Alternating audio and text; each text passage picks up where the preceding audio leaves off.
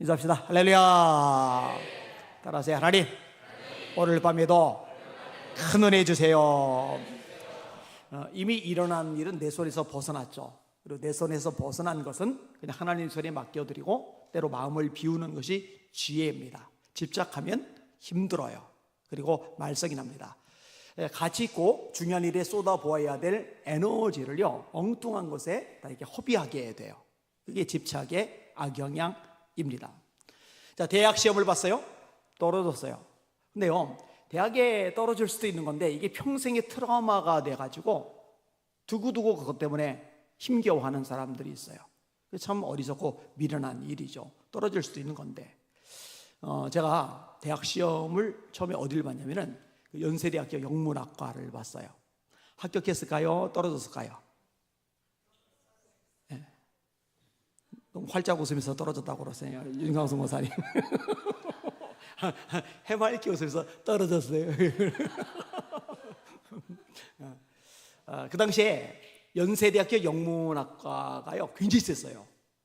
왜냐면 폼이 나거든요, 폼이. 그래서 이 과 중에서 굉장히 이렇게 높은 점수를 받아야 되는데 똑 떨어졌어요. 그리고 어디를 갔느냐? 서울신대를 갔어요. 제가 이제 2등으로 차석으로 이제 들어갔어요. 원래는 목회자 될 마음이 있었던 거 동일하고, 그래서 일반 대학교를 나오고 신학대학원을 가서 목사님이 돼야지, 이게 이제 제 스케줄표였거든요. 근데 일반 대학에서 떨어져서 신학을 먼저 하게 됐어요. 근데 돌이켜보니까 참 감사한 게, 제가 22살 때부터 전도사로 사역을 했거든요. 근데 일반 대학에 가면은 전도사 안 시켜줘요. 신학생이니까 시켜준 거죠. 그 때문에 이제 얻은 것들이 꽤 많이 있어요. 자, 어떤 사람이 살다가 너무너무 힘든 일을 겪었어요. 이혼을 한 거예요. 이건 뭐 좋은 거는 아니죠. 당연히 상처가 되죠. 아픔이 있죠. 그런데요, 이거 마음을 비울 필요가 있죠. 어떤 분이, 제가 이름을 까먹었는데 이번에 이혼을 경험을 했어요. 아팠죠. 힘들었죠. 그리고 몇 년간 시달렸죠. 근데 잘 극복을 했더라고요. 그리고 다른 아픈 사람들, 힘든 사람들, 상처받은 사람들을 상담해주는 상담사로서 자리매김을 했어요. 그리고 책을 썼더라고요. 그리고 그 책을 제가 읽었던 거죠. 작가는 좀 생각이 안 나요. 두고두고 죄책감으로 자신을 내모는 사람보다는 그렇게 극복하고서 새롭게 시작하는 사람이 훨씬 낫죠. 자, 사업을 실패했어요. 이미 지난 일이죠. 근데 곱씹어요. 내가 그때 그 인간 만나서 투자를 하지 말았어야 돼. 내가 그때 계약을 맺지 말았어야 돼. 그때 투자만 안 했다면은, 계약만 안 맺었다면은 이렇게 부도 나가지고 생고생하고 알거지 돼가지고 밑바닥 빡빡 끼고 이런 일은 없었을 텐데, 이제 곱씹는 거예요. 계속 반복해가지고 내가 그때 하지 말았어야 되는데. 여러분, 이거 부질없거든요. 이런 생각도 사실은 내려놔야 되거든요. 떨쳐버려야 되거든요. 그리고 고생을 하지만, 힘들지만, 밑바닥 박박 긋지만, 여러분 그것조차도 하나님이 합력하여 선을 이루심을 믿으셔야 됩니다. 그런 과정을 통해서도 하나님이 우리를 다듬어 가시는 손길이 있으시거든요. 이거를 신뢰할 수 있는 믿음이 필요한 거죠. 누군가 나에게 상처 준 말도 마찬가지입니다. 여러분, 이거요 떨어버려야 되는데요, 이거를요 진짜 몇 년, 어떤 경우는 몇십 년 동안 품고 있으면서 키우고, 이 가시가 예전보다 더 강하고 더 날카로워지는 거예요. 그리고 스스로 계속 찔러대는 거예요. 이 상처가 아무는 게 아니라 점점점 심해지고 골마 터져버리는 거예요. 이런 사람들 실제로 있어요. 제가 방학 때면은 큰아버지 댁에 놀러 갔어요. 버스를 타고서 삽교촌 경유라는 게 버스예요. 서해안 고속도로가 뚫리기 전이니까 서산까지 가는데 굉장히 많이 걸리더라고요. 제가 길을 쓰고 큰아버지 댁에 갔던 이유가 있어요. 왜냐? 거기 가면은요, 큰어머니가 운동화를 새 거를 사줘요. 거기다가요, 올라오기 전에 10,000원짜리 한 장을 주세요. 큰 돈이거든요. 운동화, 새 운동화, 이거 끝내주는 거거든요. 그러니까 방학 때면은요 가는 거예요. 제가 이제 멀미를 잘해가지고요, 버스에 타기 전에 이 검은색 비닐봉지를 몇 개를 들고 가요. 왜냐? 타고 가다가 토하는 거죠. 이렇게. 그리고 이제 봉지 흘러만 내니까 꽉 쥐고 있다가 이제 나중에 내린 다음에 그걸 이제 버리는 거잖아요, 그죠? 그 은동화 때문에, 그 10,000원짜리 한 장 때문에 토하면서 삽교촌 경유 시외버스를 타고서 서해안 고속도로도 없는 그 길을 따라서 가요. 근데 큰 집에 제 위에 누나가 4명이 있어요. 근데 그 4명의 누나들 중에 제일 큰 누나하고 말다툼이 생긴 거예요. 충돌이 생긴 거예요. 근데 저도 그냥 지지는 않거든요. 나이 차이는 좀 나지만 빠락빠락 대들죠. 빠락빠락 대들죠. 큰 누나는 또 성질 나니까 막 뭐라 그러죠. 근데 저도 큰 누나도 빠락빠락 서로 소리 지르고 그러는데 큰 누나가 갑자기 뭐라고 이러냐, 병신이, 이런 거예요.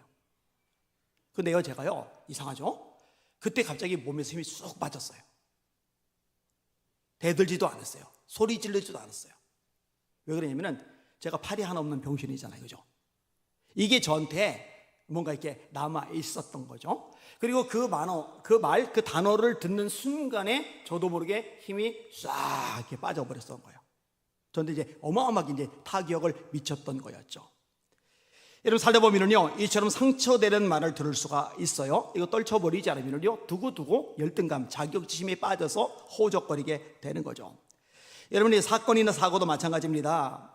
여러분 알잖아요. 제가 초등학교 때 신문 배달하러 자전거 타고 가다가 버스가 서가지고는 오른쪽 가면 또랑물, 서 있으면은 늦어져 가지고 형들한테 얻어맞고, 왼쪽으로 하면은 중앙선, 차가 올까봐 겁나고.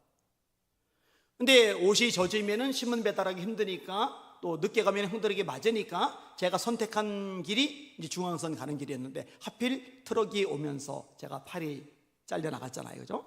근데 두고두고 되새기는 거예요. 그때 내가 그냥 형들한테 얻어맞더라도 그 트럭, 내 앞에 가로막은 트럭이 다시 출발할 때까지 기다릴 걸. 내가 그때 출발하지 않았어야 되는데, 내가 그때 출발하지 않았어야 되는데, 차라리 다리 젖고 아니면 양말 벗고서 겨울 지나가가지고 다시 양말 신으면 됐는데, 내가 그때 그렇게 했어야 되는데, 그거 부질없는 거거든요.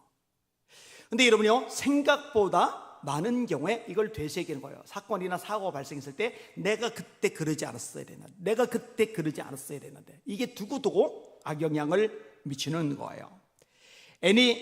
조니 에릭슨이라는 분이 있어요. 젊은 학생일 때 승마를 하고 나서 더우니까 땀 식힌다고 다이빙을 한 거예요. 근데 다이빙 하는 자리가 얕아가지고 머리를 바위에 들이받아 버린 거예요. 물은 있는데, 물이 깊으면 괜찮은데 물이 깊지를 않으니까 머리를 받은 거예요. 목 아래로 전신마비. 만약 이 자매가요, 내가 그때 승마를 하고 차라리 집에 가서 샤워를 했어야 됐는데, 집에 가서 샤워만 했어도 내가 이렇게 전신마비 안 걸렸을 텐데, 이러면은 이제 골치 아픈 거예요. 근데 이 전신마비인 이 몸으로 건강할 때보다 더 크고 엄청난 일을 이뤄냈죠. 극복하기에 가능한 거죠. 다시 말합니다. 이미 지나간 일은 자꾸 후회하지 말아요. 집착하지 말아요. 매달리지 말아요. 붙들고 있지 말아요. 다시 말해, 내려놓으실 수 있는 여러분들 되시기를 예수님의 이름으로 축원합니다. 요 예배당을 지을 때 5천만 원도 없이 짓기 시작했다고 그랬잖아요. 그때 제 나이가 만 나이로 38, 39 정도밖에 안 됐었더라고요. 5천만 원도 안 되는 돈을 가지고 이 지하 1층, 지상 5층짜리 이 건물을 지었으니 짓다가 얼마나 고생했겠고, 짓고 나서 그 이자 메꾸느라고 얼마나 고생했겠어요. 이자를 갚는 게 아니라 이자를 낼 돈이 없으니까 빌려서 이자 내고, 빌려서 이자 내고, 그러니까 이자가 점점 늘어요. 빚이 점점 늘어요. 해를 거듭할수록 점점 늘어요. 그래서 장로님 한 분이 우선 계산해 보니까 한 100년은 가야지 갚겠는데요, 저한테 이렇게 말할 정도로. 근데 이제 후회를 하는 거예요. 아휴, 그때 건축을 하지 말았어야 되는데. 아니, 건축을 하더라도, 근데 최수설 장로님이 건축위원장이었거든요. 저는 맡기면은 잘 손을 안 대요. 믿고서 기다려주는 거예요. 근데 장로님이 교회를 잘 짓겠다는 의욕이 굉장히 크셔가지고 철거를 보통 건물보다 어마어마하게 때려부었고, 아시다시피 이 벽이 전부 다 대리석이잖아요. 근데 이 벽만 대리석이 아니라 실내 벽 복도도 전부 대리석이잖아요. 근데 저 바깥들을 대리석 비싼 걸로 하지 말고 그냥 노출 콘크리트로 했으면은 거기서 몇 억 아끼고, 이 실내의 이 벽면하고 이 바닥 복도 부분을 그냥 노출 콘크리트 아니면 드라이빗 정도로 했으면은 여기서 또 몇 억 아끼고, 계산하면은 한 7, 8억은 아끼겠더라고요. 그럼 한 7, 8억 정도면은 이자는 몇 년 동안 내고도 남을 만큼 되거든요. 그러면 그렇게 했느냐? 왜 바보짓을 합니까? 그거는 진짜 미련한 짓이에요. 이미 지나간 거예요. 아이, 그때 그렇게 할 걸, 그때 그렇게 할 걸. 이거 의미가 없어요. 금천구청 옆에 롯데캐슬이 있잖아요. 그 롯데캐슬이 지어질 때 분양을 했어요. 근데 아내가 저한테, 목사님, 우리 저거 분양받아요. 그때는 대출도 많이 해주거든요. 그리고 이자도 비싸지 않았거든요. 얼마 이러냐? 4억 5천. 제가 그걸 왜 받아? 안 해. 지금 엄청 비싸죠? 4억 5천이 뭐예요? 4억 5천이 10몇 억 이렇게 하잖아요. 그죠? 그럼 이제 두고두고 후회하는 거. 그때 4억 5천일 때 했으면은, 그래서 2021년도나 22년도쯤 팔았으면은 4억 5천 빼고도 10억 이상이 그냥 손에 쥐어지는데, 바보 같은 짓이죠. 바보 같은 짓. 안 쳐다보는 거 봐요. 아예 안 쳐다봐요. 지금 또 떼고서. 자, 한번 따라합시다. 이미 일어난 일에 대한 집착에서 자유하라. 한 번 더. 이미 일어난 일에 대한 집착에서 자유하라. 지금 몇 가지 예를 들었는데요. 여러분들 은연중에 하는 것이 있을 가능성이 있어요. 내가 그때 이렇게 했어야 되는데, 이런 거. 내가 비트코인 초반에 사놨어야 되는데, 이런 거.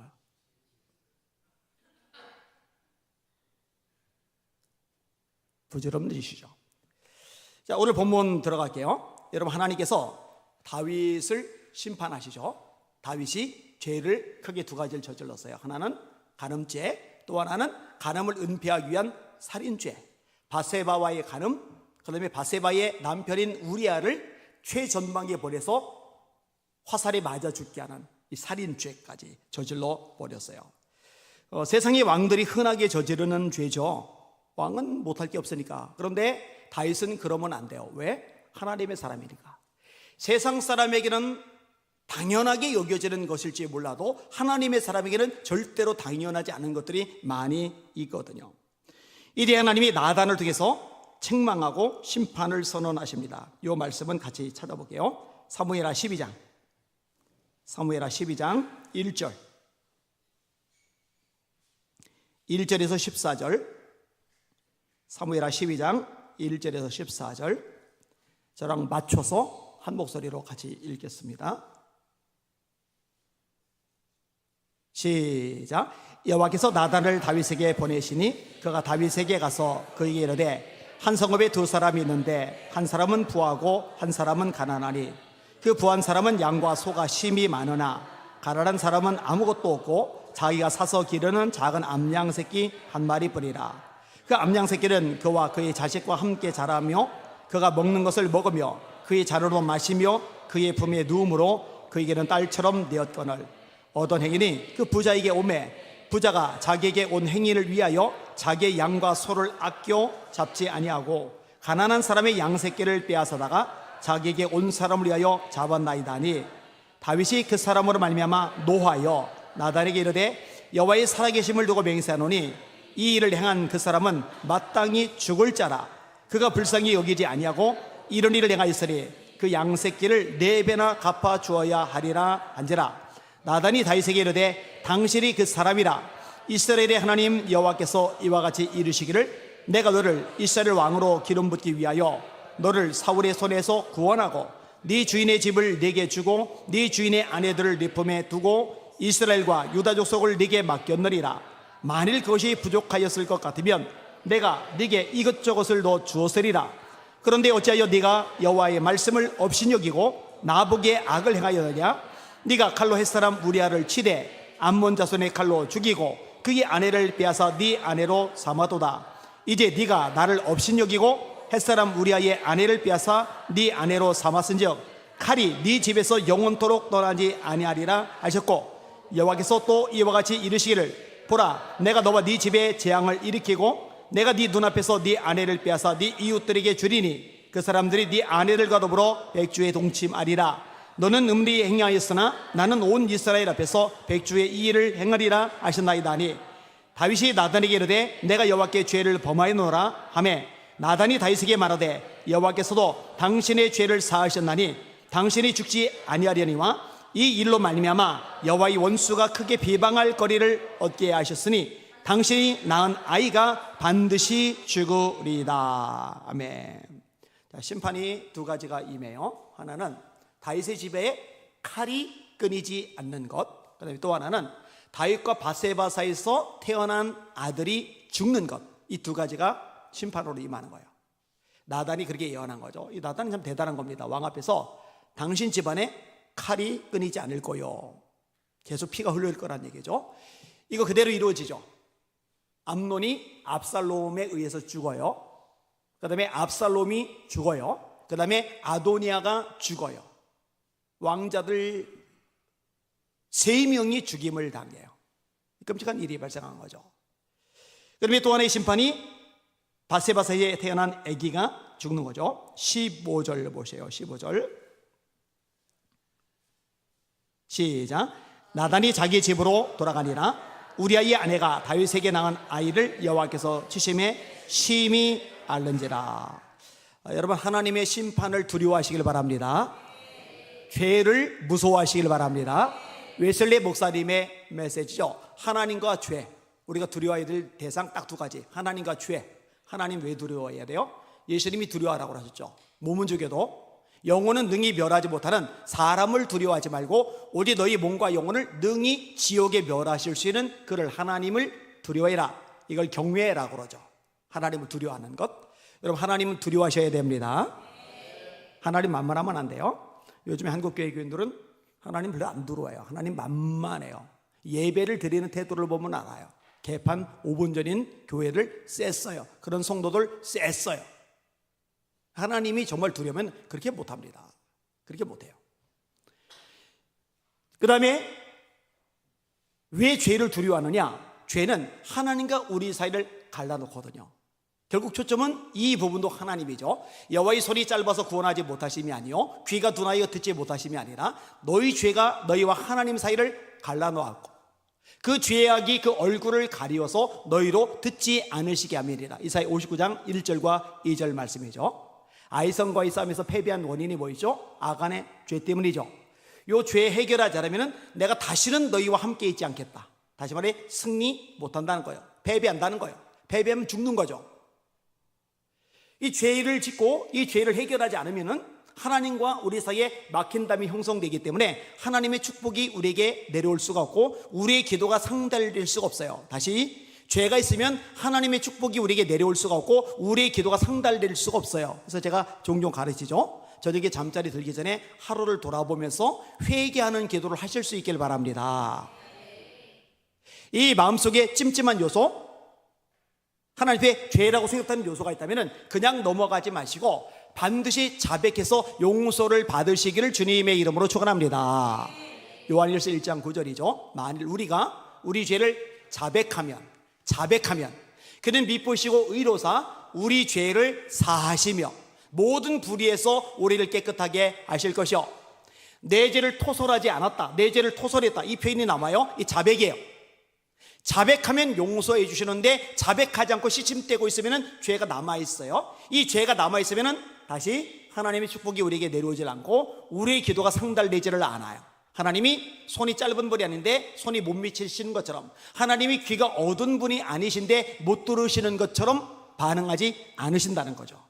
그래서 하나님과 죄 외에는 아무것도 두려울 게 없다. 이게 웨슬리 목사님의 가르침이었던 거죠. 무슨 말씀인지 알아들을 것 같아요. 하나님 죄를 너무너무 싫어하세요. 그래서 예수님도 눈이 범죄하면 찍어버리라고, 한 눈을 가지고 영생이 들어가는 것이 두 눈을 가지고 지옥 꺼지지 않는 불에 들어가는 것보다 낫다고, 팔이 범죄하게 하거든 찍어버리라고. 한 팔을 가지고 영생에 들어가는 것이 두 팔을 가지고 지옥 꺼지지 않는 불에 들어가는 것보다 낫다고 아까 말했잖아요. 하나님을 두려워하는 게 없다고. 마찬가지로 죄를 무서워하는 마음이 없어요. 요즘 한국 교인들 죄를 아주 우습게 여겨요. 죄 짓고 가슴 아파하지도 않고 죄와 피 흘리기까지 싸우지도 않고 그 다음에 회개도 안 해요. 이거 정말 비극이에요. 이건 진짜 비극이에요. 이건 진짜. 지금 뭐 200만 명이 모여서 뭐 대형 집회를 한다니 여전히 얘기하는데 저는 마음이 좀 많이 불편해요. 많이 불편해요. 지금 할 일은 사실은 회개 운동인데 코로나 기간에 예배 하찮게 여기고 세상 사람 앞에 권력 앞에 정치 앞에 무릎 꿇었던 거 이거 먼저 회개하는 작업을 가져야 되는데 몰라요. 그때 모여서 철저하게 회개 운동을 한다면 저는 할렐루야 할 거예요. 근데 그게 아니라면 모여서 뭐지? 무슨 의미가 있지?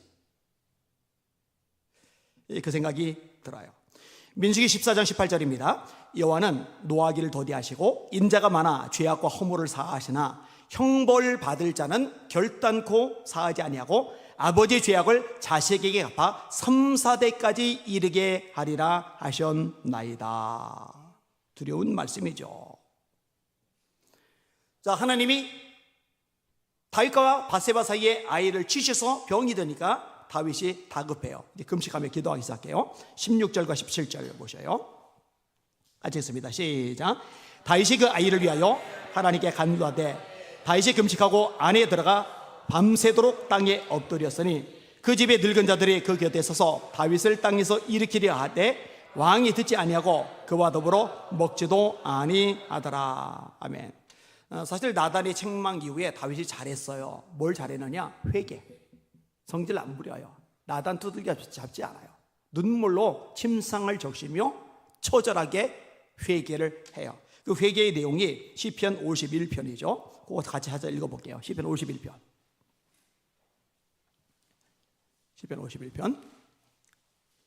제가 성경 구절을 지난번처럼 다 방송실에 줘서 화면 보고 읽을 거다가 찾아보는 것도 또 훈련되겠다 싶어서 오늘 안 보냈어요. 자, 51편. 의미를 되새기면서 읽으셔야 돼요. 그냥 읽으시면 쭉 읽으면 안 되고 의미를 되새기면서 이게 범죄하고 나단의 책망을 받은 다음에 하나님 앞의 태도가 언급된 내용이거든요. 자, 1절부터 같이 읽습니다. 시작. 하나님이여 주의 인자를 따라 내게 은혜를 베푸시며 주의 많은 긍휼을 따라 내 죄악을 지워주소서. 나의 죄악을 맑게 씻으시며 나의 죄를 깨끗이 제하소서. 무릇 나는 내 죄가를 아우니 내 죄가 항상 내 앞에 있나이다. 내가 주께만 범죄하여 주의 목전에 악을 행하였사오니 주께서 말씀하실 때에 의로우시다고 주께서 심판하실 때에 순전하시다 아리라. 내가 죄악 중에서 출생하였으며 어머니가 죄 중에서 나를 잉태하였나이다. 보소서 주께서는 중심이 진실함을 원하시오니 내게 지혜를 은밀히 가르치시리다. 우슬초로 나를 정결하게 하소서. 내가 정하리이다. 나의 죄를 씻어주소서. 내가 눈보다 희리다. 내게 즐거고 기쁜 소리를 들려주시사 주께서 꺾으신 뼈들도 즐거워하게 하소서. 주의 얼굴을 내 죄에서 돌이키시고 내 모든 죄악을 지워주소서. 하나님이여 내 속에 정한 마음을 창조하시고 내 안에 정직한 영을 새롭게 하소서. 나를 주 앞에서 쫓아내지 마시며 주의 성령을 내게서 거두지 마소서. 주의 구원의 즐거움을 내게 회복시켜 주시고 자원하는 심령을 주사 나를 붙드소서. 그러면 내가 범죄자에게 죄의 도를 가르치리니 죄인들이 주께 돌아오리이다. 하나님이여 나의 구원의 하나님이여 피 흘린 죄에서 나를 건지소서. 내 혀가 주의 의를 높이 노래하리이다. 주여 내 입술을 열어주소서. 내 입이 주를 찬송하여 전파하리이다. 주께서는 제사를 기뻐하지 아니하시나니 그렇지 아니하면 내가 드렸을 것이라. 주는 범죄를 기뻐하지 아니하시라이다. 하나님께서 구하시는 제사는 상한 심령이라. 하나님이여 상하고 통회하는 마음을 주께서 멸시하지 아니하시리이다. 주의 은택으로 시온에 선을 행하시고 예루살렘 성을 쌓으소서. 그때 주께서 의로운 제사와 번제와 온전한 번제를 기뻐하시리니 그때 그들이 수수를 주의 제단에 드리리라. 아멘. 자, 성경 한 장에 죄악 이 단어가 시편 51편보다 더 많이 나오는 장은 없어요. 여기는 진짜 많이 나와요. 내 죄, 내 죄야. 심지어 어머니의 뱃속에 있을 때부터 내가 죄 가운데 잉태했다고. 이게 처절하게 하나님 앞에 회개하는 모습인 거예요. 그리고 이제 또 아들 놓고 매달리는 거잖아요. 일단은 금식을 해. 금식. 여러분 금식 어렵잖아요, 그죠? 배고픈 거 힘들잖아요, 그죠? 오늘 법원에 갔다 왔어요. 2시 반에 출발해가지고 8시쯤 돼서 왔어요. 아내 보고 주스하고 빵 하나만 강대상태에다가 놔두라고. 제 거하고 오늘 같이 간 유전사님 거하고, 유전사님 거는 사무실에, 제 거는 강대상 뒤에. 그래서 여기 뒤에 앉아가지고 못 봤죠? 보시락보시락 거리면서 빵 3분의 2하고 주스 한 병을 마셨어요. 왜 굳이 그렇게 했느냐? 저는 배고프면 기운이 없어서 설교를 못해요. 얘기했잖아요. 저는 한 끼만 굶어도 지구가 자전하는 걸 느낀다고. 근데 오늘 신기한 얘기를 들었어요. 우리 이원근 목사님이 제 아내하고 이야기한 모양인데, 이원근 목사님은 제가 하루에 한 끼밖에 안 먹는 줄 알았대요. 많이 먹으면 하루에 2끼 먹는 줄 알았대요. 근데 아내가 솔직하게 얘기하더라고요. 하루에 3끼에다가 간식까지 찾아 먹는다고.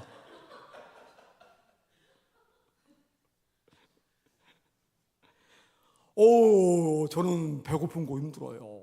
수요 예배도 예배 전에 먹을 시간 없잖아요. 미리 올라와서 기도를 해야 되니까. 그러니까 좀 약간 부실하게 먹었는데, 부실하게 먹으니까 집에 갈 때 너무 기운이 없어요. 그래서 아내한테 전화해서 여보 뭐 먹을 것 좀. 근데 이제 튀긴 거는 몸에 안 좋으니까 구운 동닭 한 마리 해서 둘이서 한밤에 먹고서 잤잖아요. 여러분, 그게 이 인격을 유지하는 비결입니다.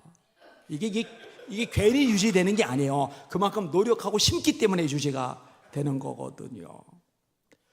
그런데 금식을 한다. 음식을 안 먹는다. 여러분요, 다윗이 이게 한 끼 굶은 게 아니에요. 하나님께서 아들 고쳐줄 때까지 금식할 작정으로 계속 굶고 있는 거예요. 얼마나 간절한지 몰라요. 얼마나 대단한지 몰라요. 거기다가 아니에요, 왕이잖아요. 왕은 보좌에 앉아야죠. 왕이잖아요. 왕은 푹신푹신한 침상에 누워야죠. 근데 왕이 땅바닥에 엎드려 있어요. 신하들이 민망하잖아요. 죄송하잖아요. 그러니까 자꾸 일으켜 드리려고 애를 쓰는데 뿌리치는 거예요. 나도 신경 쓰지 마. 그리고 땅바닥에 엎드려 있어요. 그 집의 늙은 자들이 그 곁에 서서 다윗을 땅에서 일으키려 하되 왕이 듣지 아니하고 그들과 더불어 먹지도 아니하더라. 맞죠? 한 끼 굶은 게 아니에요. 안 먹는 거예요, 계속. 얼마나 배가 고플까? 바닥에 엎드려 있으니 얼마나 불편할까? 그만큼 절박하게 매달리는 거예요. 그러면은 이 다윗의 절박한 기도, 이 간절한 기도, 금식까지 하며 드리는 이 기도를 하나님이 들으시고 아이의 병을 고쳐주셨더라. 그럼 좋을 텐데 애가 죽었어요. 하나님이 다윗의 금식 안 들으신 거예요. 기도 안 들으신 거예요. 땅이 엎드러진 모습 안 받으신 거예요. 여러분 이럴 때 어떻게 생각하겠어요? 하나님 정말 너무하시다, 이런 생각. 다윗이 믿음이 없이 기도했나 보다. 왜냐면 믿음을 가져야 응답받는데 이 응답이 안 된 거 보니까 오직 믿음으로 구하고 조금도 의심하지 말라. 의심하는 자는 마치 바람에 빌려 요동하는 바닷물결 같으니 이런 사람은 무엇이든지 주께 얻기를 생각하지 말라. 너희가 기도할 때 무엇이든지 믿고 가는 것은 다 받으리라. 신약의 말씀이지만 구약도 마찬가지예요. 믿음으로 드린 기도들이 응답이 되었거든요. 다윗 믿지 못하고 기도 드린 거 아니야? 아니에요. 이건 역시도 하나님이 작정하신 뜻 안에서 이루어지는 거죠. 자, 금식해요. 신하들이 이렇게 세월에도 아니라고 땅바닥에 엎어져 있어요. 그리고 그도가 계속 안 먹어요. 근데 애가 죽었어요. 이렇게까지 매달렸는데 애가 죽었어요. 신하들이요, 이제 걱정이 태산인 거예요. 애가 병들었을 때도 왕이 음식도 입이 안 되고 땅바닥에 엎어져 가지고 저러고 있었는데 저 몸 상할 상황인데 애가 이제 죽었으니 이젠 큰일 났다 이거죠. 진짜 아무것도 안 드시겠구나. 자칫하면 저러다 돌아가시겠구나. 이 걱정이 되는 거예요. 18절 같이 읽을게요. 시작. 이래 만에 그 아이가 죽으니라. 그러나 다윗의 신하들이 아이가 죽은 것을 왕에게 아뢰기를 두려워하니 이는 그들이 말하기를 아이가 살았을 때에 우리가 그에게 말하여도 왕이 그 말을 듣지 아니하셨나니 어떻게 그 아이가 죽은 것을 그에게 아뢰을 수 있으랴. 왕이 상심하시리이다. 아멘. 아무도 얘기를 안 해요. 애가 죽었는데. 근데 다윗이 가만히 보니까 뭔가 분위기가 이상해요. 여러분 분위기가 이상하지 않겠어요? 뭐가 쑥닥 거리는 것 같기도 하고 감이 오는 거예요. 애가 죽었나 보구나. 19절이죠. 읽습니다. 시작. 다윗이 그의 신하들이 서로 수근거리는 것을 보고 그 아이가 죽은 줄을 다윗이 깨닫고 그의 신하들에게 묻되 아이가 죽었느냐 하니 대답하되 죽었나이다 하는지라. 자, 그러면 보통 이전 대회는요 통곡 대성 반곡을 해야죠. 그죠? 아니 하나님, 내가 금식까지 하면서 땅바닥에 엎드려서 심상이 높지도 않고 그렇게 울부짖어 기도를 했는데 기도응답도 안 해주시고 서운한 마음 꽉 찰 수도 있고, 그냥 아니면 그냥 마음이 무너지는 거예요. 이 멘탈이 나가는 거예요. 멘붕이 온 거예요. 넋이 나갈 만하잖아요. 아니면 죄책감에 이 내 잘못이야, 내 잘못이야, 나 때문에 애가 죽었어, 나 때문에 애가 죽었어, 나 때문에 애가 죽었어, 이럴 수 있잖아요. 그죠? 근데요, 다윗이 참 희한한 태도를 보여요. 여러분, 이게 일반적으로 보이기 어려운 태도입니다. 애가 지금 죽었단 말이에요. 애가 죽었으면은요, 슬퍼서 이 밀려드는 이 아픔과 고통을 견디지 못해가지고 막 절규를 하고 막 비명을 질러댈 수도 있어요. 그런데 희한하다니까요. 20절 보셔요. 시작. 다윗이 땅에서 일어나 몸을 씻고 기름을 바르고 의복을 갈아입고 여호와의 전에 들어가서 경배하고 왕궁으로 돌아와 명령하여 음식을 그 앞에 차리게 하고 먹은지라. 아멘. 자, 나이든 신하들이 그렇게 땅에서 일으키려고 하는데 안 일어나던 다윗이 스스로 일어나요. 첫 번째. 두 번째로, 그동안에는 땅바닥에 엎어져 일어나고 씻지도 않았는데 몸을 깨끗하게 씻어요. 세 번째, 기름을 바르고 의복을 제대로 갖춰 입어요. 이래 이제 기름을 바른다는 얘기는 몸 단장을 하는 거예요. 네 번째, 여호와의 전에 들어가서 경배했다. 참 대단해요. 얼마나 배고플까? 그럼 당장 빵 하나 집어 먹는 것 급할 수 있는데 그거 우선이 아니에요. 하나님의 전에 들어가서 경배했다. 예배를 드리는 거예요.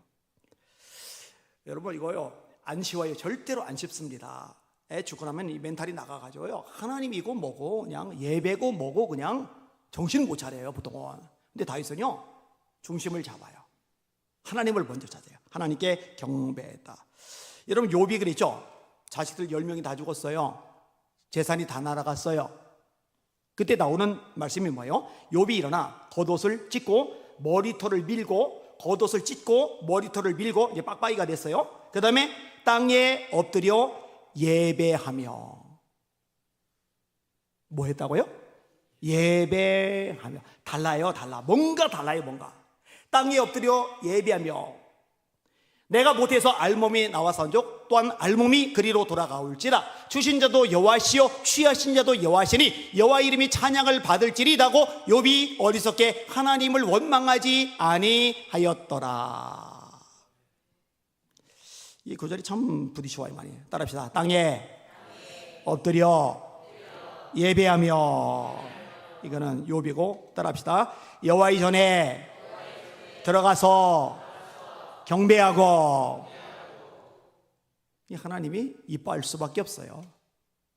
달라요. 뭔가가 달라요. 그 다음에 못 먹었으니까 음식 차리기 위해서 배부르게 먹는 거예요. 신하들이 죽었다 해도 이해가 안 가는 거예요. 이거 뭔가 이상하다. 애가 죽었는데 아플 때보다 죽었을 때 타격을 더 받아야 되는 거 아니야? 아플 때보다 죽었을 때 더 슬피 울어야 되는 거 아니야? 아플 때보다 죽었을 때 더 정신이 넋이 나가고 더 굶어야 되는 거 아니야? 근데 죽었는데 일어나지, 씻지, 기름 바르고 옷 제대로 차려입지, 하나님의 전에 들어가 예배하지, 그 다음에 음식 차리게 하더니 맛있게 배부르게 먹지. 뭐야? 신하들이 물어봐요. 21절 시작. 그의 신하들이 그에게 이르되 아이가 살았을 때는 그를 위하여 금식하고 우시더니 죽은 후에는 일어나서 잡수시니 이 일이 어찌 됨이니까 하니. 다윗의 대답이 22, 23절입니다. 이거 참 중요해요. 잘 새기면은 평생에 도움이 될 겁니다. 인생 살아가는데 좋은 어떤 삶의 자세, 태도로 내 것 삼으면 좋을 것 같아요. 22, 23절 시작. 이르되 아이가 살았을 때에 내가 금식하고 운 것은 혹시 여호와께서 나를 불쌍히 여기사 아이를 살려주실는지 생각함이거니와 지금은 죽었으니 내가 어찌 금식하랴? 내가 다시 돌아오게 할 수 있느냐? 나는 그에게로 가려니와 그는 내게로 돌아오지 아니하리라. 아멘. 이미 지나간 일, 이미 과거의 일, 이걸 내가 붙들어 잡고서 이미 죽었는데 여기에 매달려 있을 이유가 없는 거예요. 제가 조금만 더 설명을 할게요. 다윗이 사울을 피해 도망 다녀요. 진짜 밑바닥 인생을 살아요. 목숨이 그냥 간당간당한 거예요. 부모님들 모압당에 망명 보내죠. 본인들도 얼마나 생고생을 많이 합니까, 그죠? 근데 다윗이 내가 그때 골리앗 앞에 나가서 싸우지 말았어야 돼. 내가 골리앗 때려 잡은 것 때문에 여자들이 주책맞게 사울의 죽인 자는 천천히요 다윗의 죽인 자는 만만히로다. 노래도 그따위로 불러가지고 그냥 그 노래 때문에 빈정상은 사울이 나 죽이려고 좀 여기까지 오는데 내가 그때 나서지 말고 가만히 있을까? 내가 그때 나서지 않고 가만히 있었으면 국가 권력에 이렇게 고통당하는 일 안 겪어도 될 텐데. 이럴 수 있잖아요, 그죠? 그런 거 안 해요. 왜 그렇게 인생 낭비하고 쓸데없는데 에너지를 소비를 합니까? 갓 선지자가 떠돌고 있는 다윗 보고 유대 땅으로 내려가라라고 이제 지시를 내려요. 다윗이 유대 땅으로 내려갔다가 얼마나 봉변을 당하는지 몰라요. 이 일 때문에 도액이라는 인간이 제사장 집안도 몰살 시켜버려요. 아비아달 혼자 살아남아요. 내가 그때 유대 땅으로 내려가지 말았어야 돼. 내가 그냥 거기 그냥 있었으면 이런 일 안 겪어도 됐는데 이런 거 안 해요. 여러분, 쓸데없는 소모전 버리지 마셔요. 절대로 유익이 없습니다. 절대로 유익이 없어요.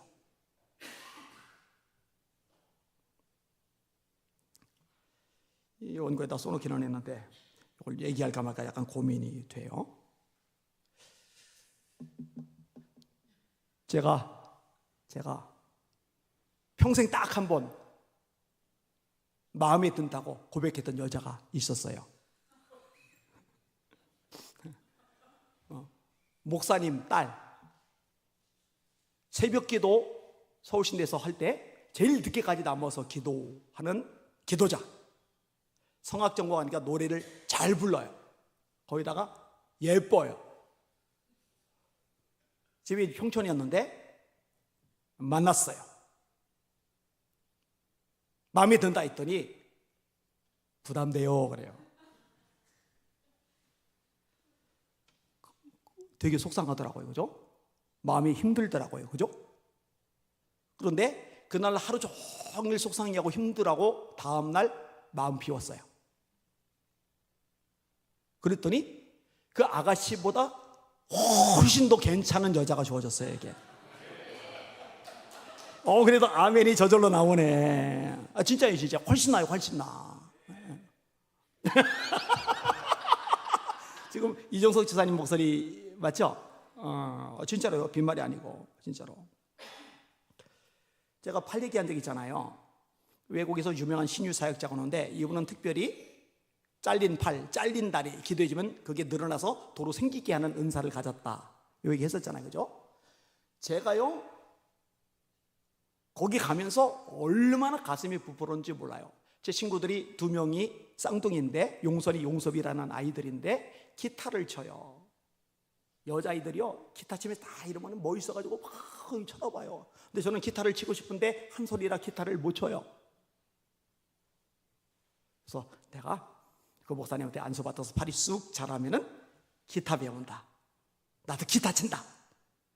이 학생들이 나도 쳐다볼 거야. 갔는데 팔이 생겼어요? 안 생겼어요? 안 생겼으니까 지금도 이 모양으로 이러고 있지, 그죠? 그러면은 계속 능력 가진 팔 자라나게 한다는, 다리 자라게 한다는 강사들 찾아서 돌아다니느냐? 그 집착이죠. 그 마음 비우는 거예요. 그리고 이제 세월 지난 다음에 지금은 팔이 없는 게 나아요. 불편하죠, 아프죠, 힘들죠. 몸 여기저기 일그러지고 막 틀어지니까. 그런데 이 팔이 없는 것 때문에 이 일그러지고 틀어지고 통증 때문에 고통스러운 몸을 가지고 사역하는 것 때문에 오히려 하나님의 능력이 더 많이 나타난단 말이에요. 그럼 이거는 남는 장사란 말이죠. 그러면 미련들 필요가 없는 거예요. 그때 그 목사님 다른 사람은 기도해 주던데 나한테는 오지도 않아서 기도도 못 받아가지고 그때 기도받고 팔이 자랐으면, 생겼으면 참 좋았을 텐데. 바보 같은 짓이에요. 미련한 짓이죠. 여러분, 때때로 마음을 좀 비울 필요가 있어요. 마음을 좀 가볍게 할 필요가 있어요. 지나간 거 너무 움켜쥐지 마시고, 그것도 다 하나님의 섭리 속에서, 하나님께서 계획 속에서 이루시는 일이 하나님께 다 올려드리고 좀 자유롭게 살아가실 수 있는 여러분들 되시기를 예수님의 이름으로 축원합니다. 그래야 사람이 얼굴 표정에서 밝은 것이 드러나는 거예요. 목소리 톤에서 이렇게 활기찬 게 나타나는 거예요. 걸음걸이에서 사람을 대하는 것에서 에너지와 힘이 솟아나는 거예요. 여러분, 생각보다 이 집착 때문에 낭비되는 에너지가 어마어마하게 많아요. 곱씹으면서 어진한 거는 떨어버리시고, 내 힘, 내 능력 안 되면 성령의 능력으로 예수 이름의 권세를 가지고 명령하세요. 나를 집착하게 만드는 이 생각들, 이 기억들 낯선 예수 이름 앞에 떨어질지어다, 떠나갈지어다, 내 영혼아 자유케 될지어다. 따라합시다. 이미 일어난 일에 대한 집착에서 자유하라. 우리의 연약함, 우리의 실패조차도 하나님이 쓰신다는 거, 우리의 아픔, 우리의 상처, 우리 비극적인 경험조차도 하나님께서 다듬어 사용하신다는 거 기억하시고, 그 모든 것 다 하나님의 손에 올려드리시는 여러분들 되시기를 예수님의 이름으로 축원합니다. 가볍게 삽시다. 가볍게. 아멘.